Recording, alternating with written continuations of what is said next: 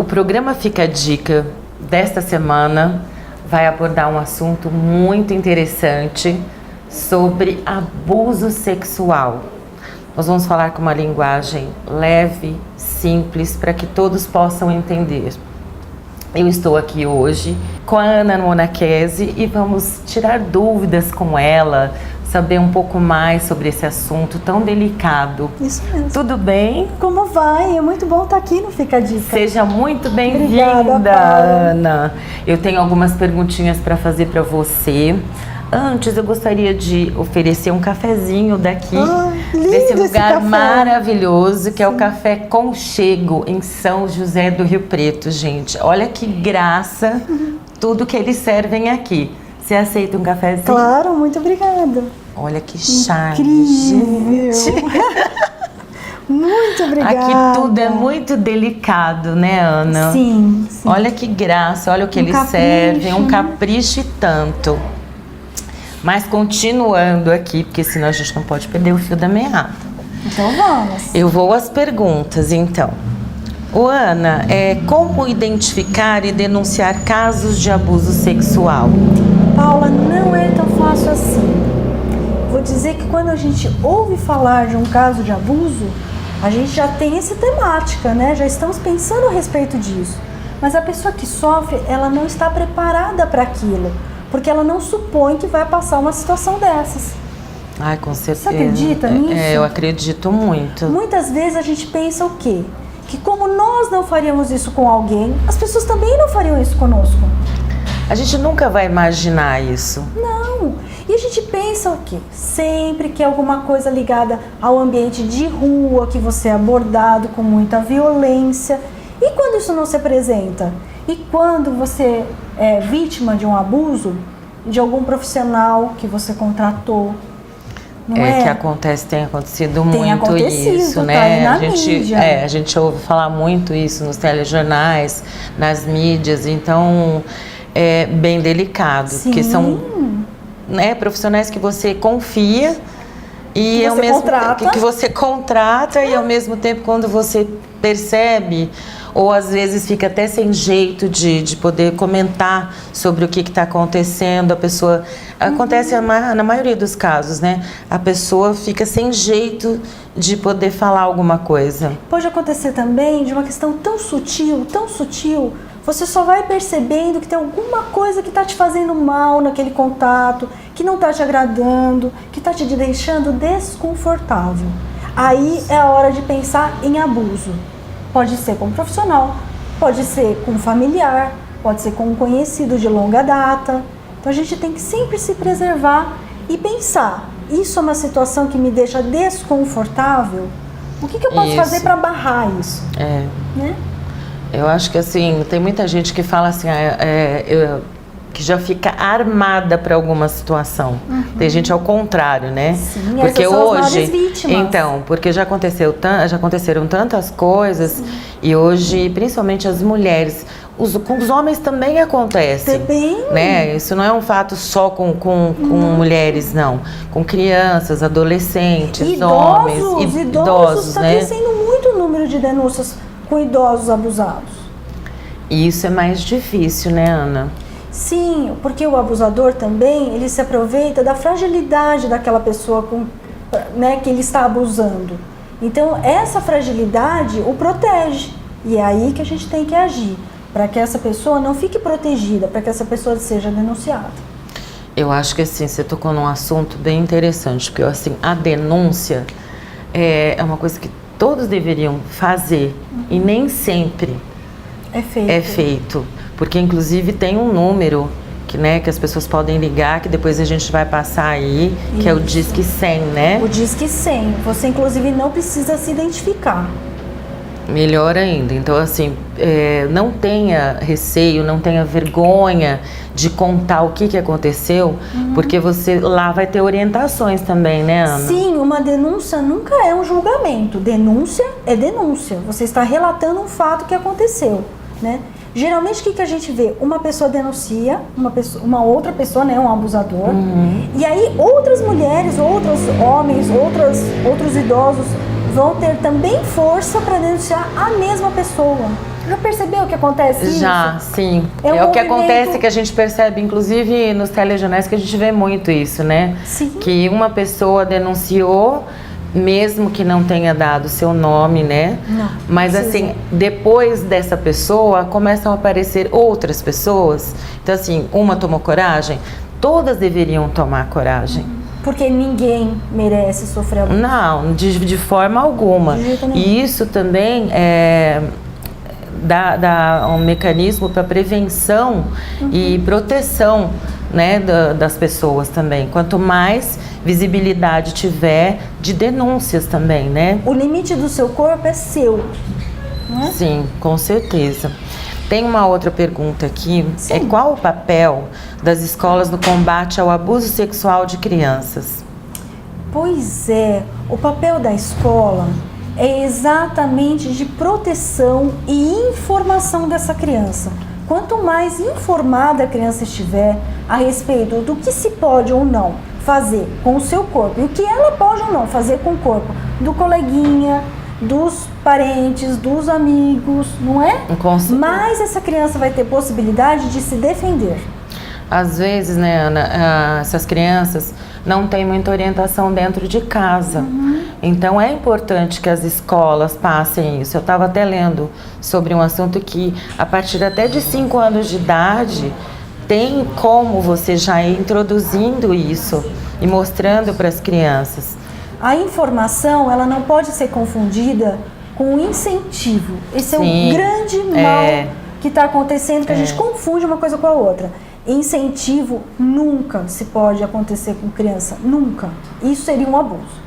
Agora, informação, orientação, isso a criança precisa, né? Eu sempre brinco, Paula, e brinco até com os meus filhos, que orientar a respeito de sexualidade, as crianças muito pequenas, é como orientar com tomada.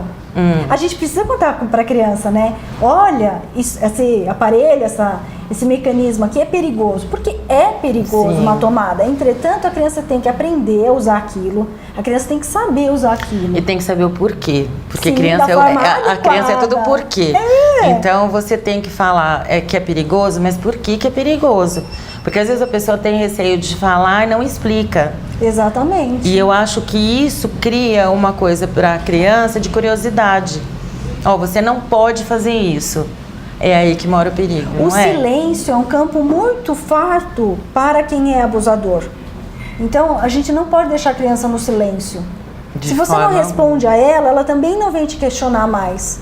Então, seja sempre aquele que vai falar de forma verdadeira com o seu filho, com o seu vizinho, com o seu sobrinho. Seja a pessoa que ele vai, de qualquer forma, procurar para tirar uma dúvida, para contar de alguma coisa que aconteceu que ele não gostou. Né?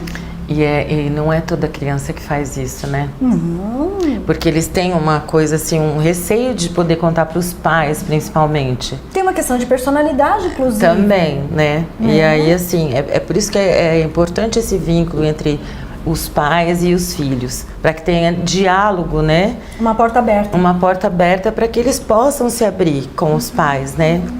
E fica tão gostoso quando E isso fica acontece. muito mais leve até para os pais também.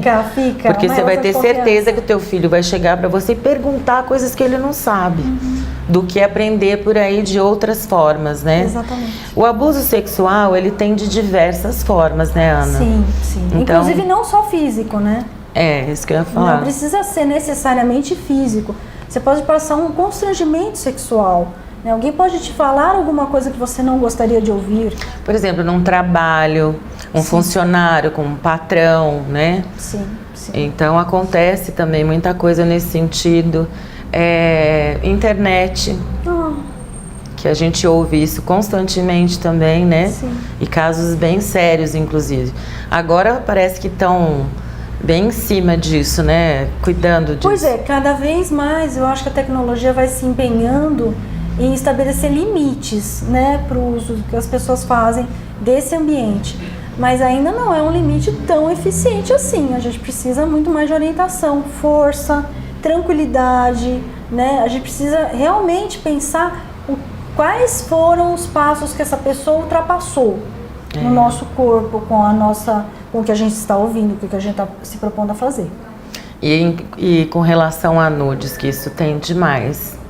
Pois é, sofri isso agora há pouco tempo na minha família, né? Um pedido, te contei, né, Paula? Contou.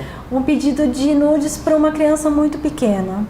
E é tão legal você ver, né, que a criança foi bem orientada e negou. Falou, eu não vou passar nudes.